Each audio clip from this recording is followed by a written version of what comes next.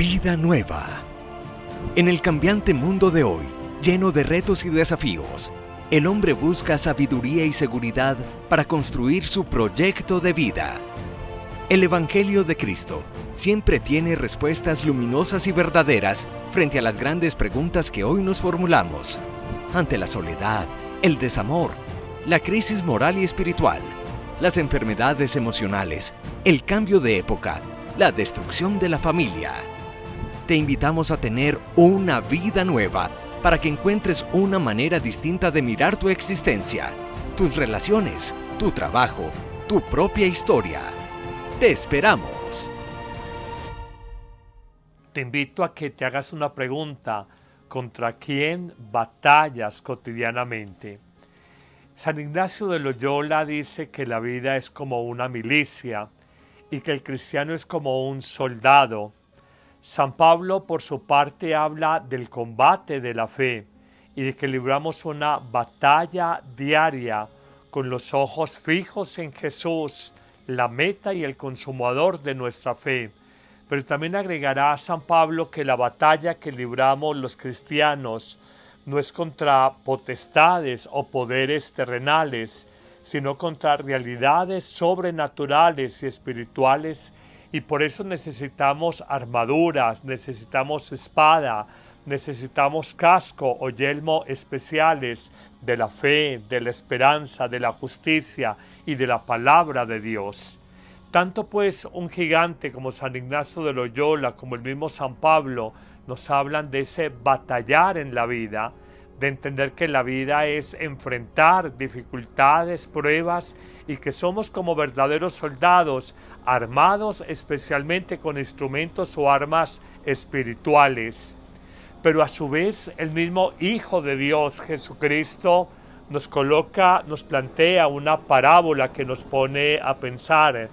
Cuando dice que si tenemos un ejército de 10,000 tropas, 10,000 hombres, y vamos a enfrentar un ejército de 20,000 tropas, 20,000 hombres, pensemos en enviar mensajeros de paz, porque uno no debe librar batallas en la vida que va a perder.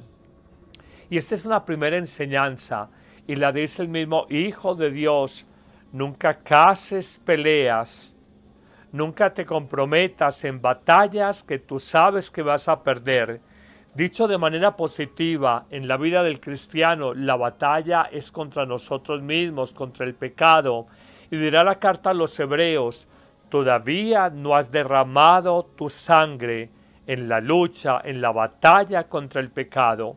Pero esto implica no ser ingenuos, no ser collarejos, no ser demasiado sanos, y saber que tenemos que estar apertrechados, tenemos que estar armados, tenemos que estar bien equipados para dar las batallas, no tanto bélicas, de guerra, convencionales, sino las batallas espirituales que usualmente damos en la vida.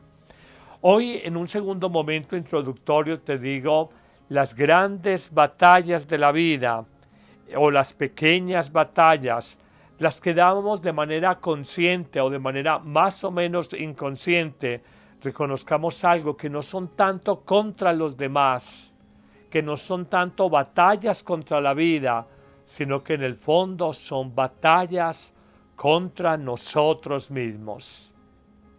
Y cuando a mí me preguntan, pero yo no me siento batallar conmigo mismo, y yo te digo, y en esas noches de desvelo, en esos días de ansiedad cuando vas en el transporte público o en tu carro, en esos momentos en que estás absortos por pensamientos de miedo, de desánimo, de angustia, de rabia, de resentimiento, de preocupación, de ansiedad, ¿contra quién estás batallando? Esas batallas son interiores y se dan sobre todo en la mente.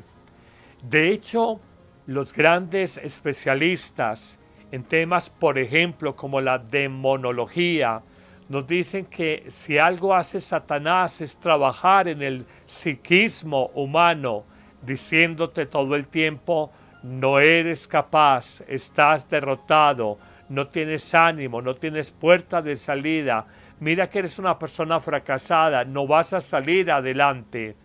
Y esas batallas que se dan mucho en nuestro psiquismo humano nos llevan a nosotros a experimentar cansancios de la vida, sinsentidos de la existencia y en el fondo falta de gusto por vivir.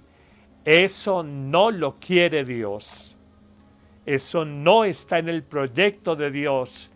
Por eso cambia tu vida y reorienta la batalla de la vida, no contra tus fantasmas interiores, sino sácalos de tu corazón, de tu mente, de tu mundo emocional y aprende a descubrir que Dios nos pide batallar, es más allá con la mentira, con el mal, con las luchas interiores de las tentaciones, pero que no nos dejemos confundir, no nos dejemos abatir por desánimos, por desesperanzas, por amarguras, por rabietas, que simplemente paralizan la vida, los miedos, para actuar y para avanzar en el proyecto de Dios. Bueno, todo esto de manera introductoria, pero avancemos en esta reflexión y siempre de una manera muy pedagógica les propongo como 3 caminos, 3 propuestas de cómo batallar en la vida. Y el primer camino que les propongo es este. Trabaja mucho el equilibrio, el autodominio, la serenidad, la paz interior. Voy a citarles frases de grandes pensadores del mundo, no solo cristiano, sino del mundo extracristiano o más allá de lo cristiano. Siempre me ha impresionado la frase de Confucio, cuando dice: el que se domina a sí mismo, domina su peor enemigo. El que se domina a sí mismo, domina su peor enemigo. Confucio. Hoy me pregunto, en tu vida, ¿quién te domina? Tus rabias, tus envidias, tu egoísmo, tus ambiciones, tu soberbia, tu codicia, tus celos. Domínate a ti mismo en estos aspectos puntuales de la vida y dominarás tu peor enemigo. He visto que muchas personas han frustrado, han fracasado en su proyecto de vida porque se dejaron arrastrar por una adicción, se dejaron llevar por la lujuria, se dejaron gobernar por la pereza, la flojera, se dejaron dominar por un resentimiento, un odio, una amargura. Y en el fondo los enemigos no eran los otros, sino nosotros. Es para que lo pienses. Pero hay una segunda frase que es también de un pensador no cristiano, Buda. También me gusta repetirla y te invito a que la reflexiones y la medites. Siddhartha Gautama, el Buda, el iluminado, afirmaba: ni tus peores enemigos pueden hacerte tanto daño en la vida como tus propios pensamientos. No es tu suegra, no es tu jefe, no es tu vecina, no es aquella persona que te tiene envidia, no es aquella persona que te difama, no es aquella persona que te robó, no es aquella persona malqueriente que siente rechazo, no hay química contigo, tu mayor enemiga o enemigo. Ese mayor enemigo está en tus pensamientos que te carcomen, que te minan emocionalmente, que te bajan anímicamente. Pensamientos que te acompañan a veces de manera obsesiva en la mañana al despertarte, al mediodía mientras trabajas, en la tarde cuando vas de regreso a tu casa, en la noche justo antes de acostarte. Y ese pensamiento obsesivo sobre algo pasado te genera depresión o sobre algo futuro te genera una ansiedad. Y trátese de depresión, trátese de ansiedad, puede generar en ti el famoso TOC, tratamiento obsesivo compulsivo o este síndrome obsesivo-compulsivo. Se trata de que tú domines ese mayor y más grande fantasma que hay dentro de ti, esos pensamientos tóxicos, esas emociones dañinas que lo único que hacen es enfermarte el alma, dañarte los órganos del cuerpo, paralizarte para ser productivo, amargarte la vida y robarte la paz del corazón. Esto es impresionante y lo pone a uno a pensar, esta frase de Confucio y de Buda, pero también en un pensador cristiano. Él decía, no sufras por lo que no ha pasado y solamente está en tu imaginación. No sufras por lo que no ha pasado en tu vida y solamente está en tu imaginación. Con mucha razón, Teresa de Jesús, la mística española del siglo XVI, la gran santa y doctora de la Iglesia, afirmaba con mucha lucidez que la imaginación a la hora de hablarle, de orar a Dios, es esa loca de la casa interior que anda por todas partes y que nos impide encontrarnos en diálogo sereno, armónico y de amor con el buen Dios. Hoy no dejes que una imaginación afiebrada, loca, disparatada, te lleve a sumirte en miedos, en angustias sin necesidad, sufriendo por lo que no ha pasado y quizás por lo que nunca pasará en tu vida. Esto es muy bonito y nos pone a todos a pensar. Pero bueno, te invito a un segundo camino de batalla interior, que es la que libramos todos, y de guerras, pero que la tenemos que canalizar para no terminar lesionados, heridos, dañados nosotros mismos. Hay una mujer que admiro mucho, muy poco citada, Tecla Merlo. Ella dice, la paz del corazón solo es fruto de una profunda confianza en Dios.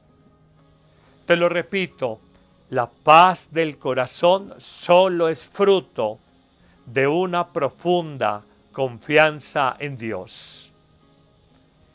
Esa paz, ¿cómo se consigue? La da Cristo, cuando afirmaba con alguna frecuencia, la paz les dejo, les decía a sus discípulos, mi paz les doy, y les afirmaba, no doy la paz como la ofrece el mundo. No es la paz como armisticio, no es la paz de los muertos, la paz de un cementerio. La paz de Dios es armonía con nosotros mismos, armonía con la naturaleza, armonía con los demás y armonía con Dios, porque hacemos la voluntad de Dios alejándonos del pecado, que es desobedecer a Dios. Uno cumple los mandamientos, los preceptos de Dios, y lejos de quitar la libertad, uno siente una paz y una armonía. Y así lo cantan los salmos cuando dicen bella y poéticamente, mucha paz y mucha armonía tienen los que aman tus mandatos, Señor. Pero también los salmos dicen mucha paz y mucha alegría, mucho gozo interior tienen los hombres y mujeres que obedecen tus mandatos, Señor. Esto es muy bonito y nos pone a nosotros a pensar. De joven, en la época del colegio, aprendí una frase que siempre me ha llevado a pensar qué es calidad de vida. La gente dice, padre, vivo bien, tengo buena calidad de vida, una casa grande, un carro moderno con algún lujo, una finca, me doy unos viajes al exterior 1 o 2 veces al año.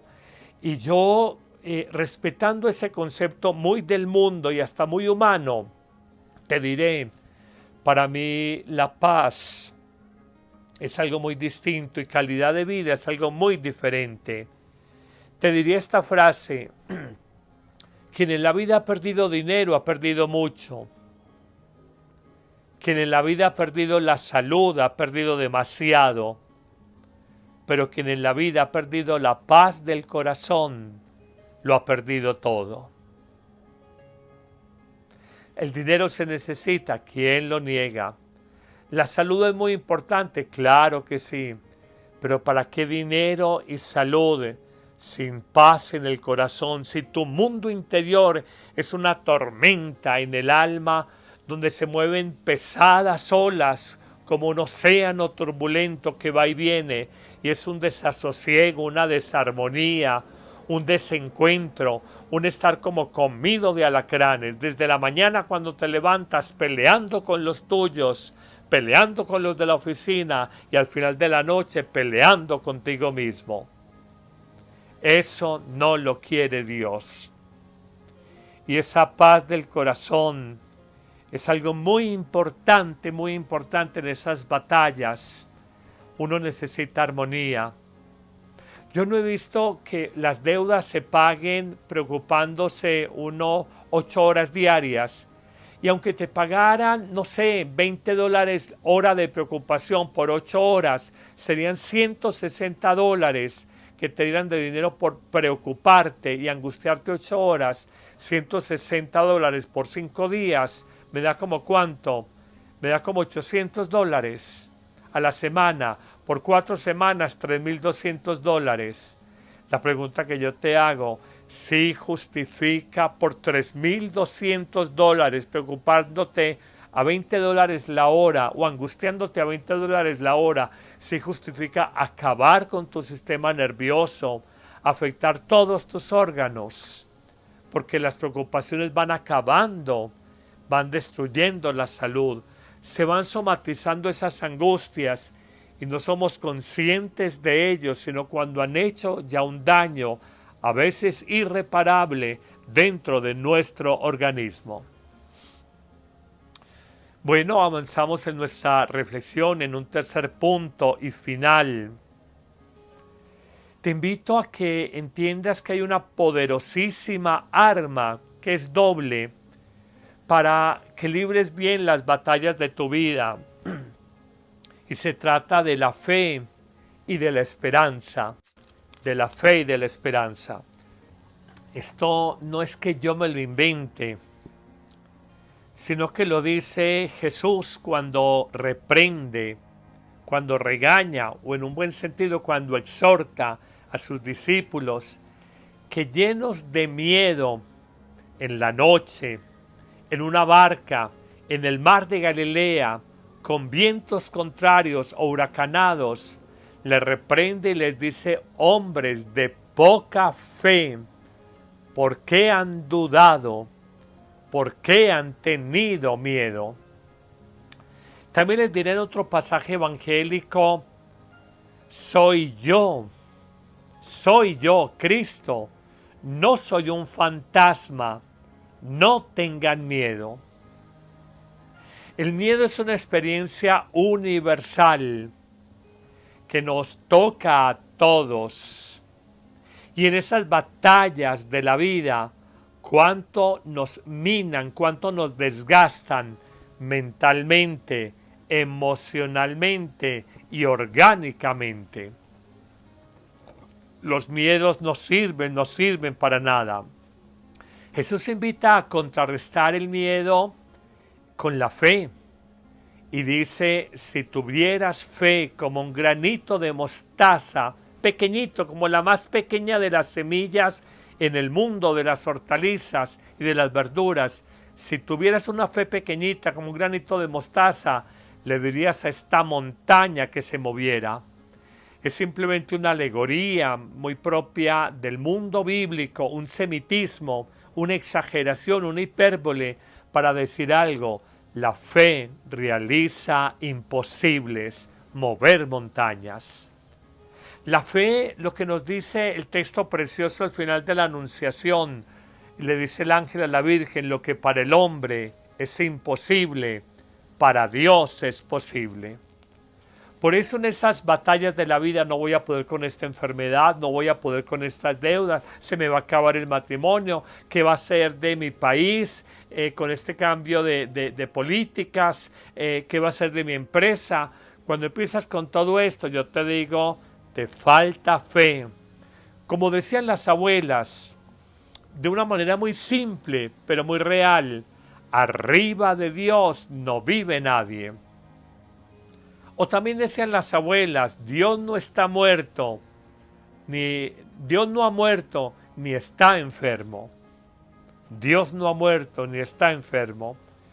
Esto nos tiene que poner a nosotros a pensar. El Señor nos pide una fe a toda prueba, pedid y se os dará, buscad y hallaréis, tocad a la puerta y se os abrirá. Porque todo el que pide, recibe, todo el que busca, encuentra, y todo el que llama con fe a la puerta, se le abre.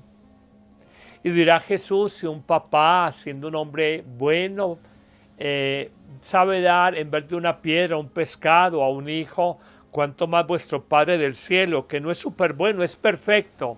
Si sus papás humanos, siendo imperfectos, saben dar cosas buenas, cuanto más el Padre de los cielos, que es perfecto y es bueno por antonomasia, sabrá dar cosas buenas a ustedes.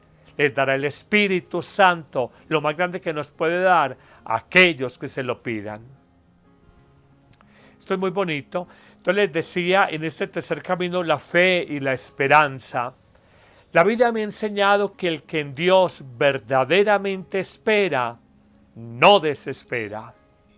Cuando veo a la gente muy angustiada y les digo, el que en Dios verdaderamente espera, no desespera. Porque siempre recuerdo ese texto de Romanos 5:5, el amor de Dios ha sido derramado en nuestros corazones por el Espíritu Santo que se nos ha dado, y ese amor engendra esperanza. Es que cuando alguien lo quiere verdaderamente, quiere lo mejor para uno.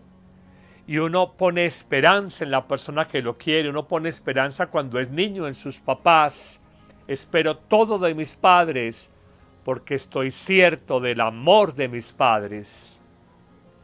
Y cuando yo espero todo de Dios es porque estoy cierto, estoy seguro, estoy convencido del amor inquebrantable e incondicional de Dios por mí, que en esta vida me da lo mejor y en la vida eterna me dará lo mejor de lo mejor.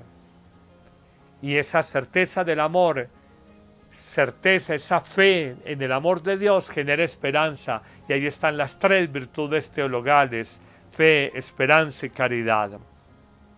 Termino con unas sencillas frases conclusivas. La primera: esperemos todo en el tiempo de Dios, que es perfecto. Esperemos todo en el tiempo de Dios, que es perfecto. En el combate de la vida no le pongas a Dios términos. El tiempo de Dios, un día para Dios son como 1000 años. Y 1000 años son como un día.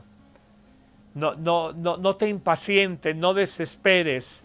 Dios, que te quiere, se ocupa y preocupa por ti. Permite esta prueba en este momento, pero Él sabrá en qué momento superarla en el tiempo de Dios, repito, que es perfecto.